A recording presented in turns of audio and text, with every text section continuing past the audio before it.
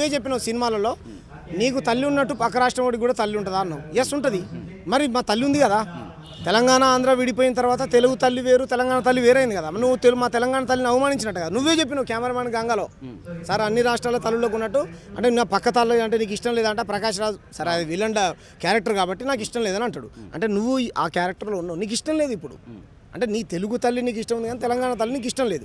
కాబట్టి మేము ఏమంటున్నాం అంటే నువ్వు పార్టీ మీ అయ్యే జాగిరా అని మాట్లాడడం, గద్దరన్నకు నేను కారు కొనిచ్చాను అనడం ఇది కరెక్ట్ కాదు. నువ్వు ఒక పరిణితి చెందినటువంటి రాజకీయ నాయకుడిగా మాట్లాడాలి. గద్దరన్నకు డబ్బులే కావాలనుకుంటే సమాజం కోసం నేను పనిచేస్తున్నాను బ్రదర్. నేను వేసుకున్న బట్టలో ఒక అన్న కొనిచ్చాడు అని అనుకుందాం, ఫర్ ఎగ్జాంపుల్ కొనిచ్చాడు అని అనుకుందాం. ఎందుకు కొనిచ్చాడు? ప్రజల కోసం పనిచేస్తున్నాను.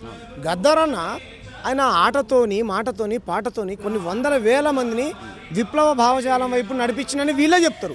మరి అలా నడిపించినటువంటి వ్యక్తులకు ప్రధానమంత్రుల నుంచి ముఖ్యమంత్రుల దాకా భయపడ్డారు కదా.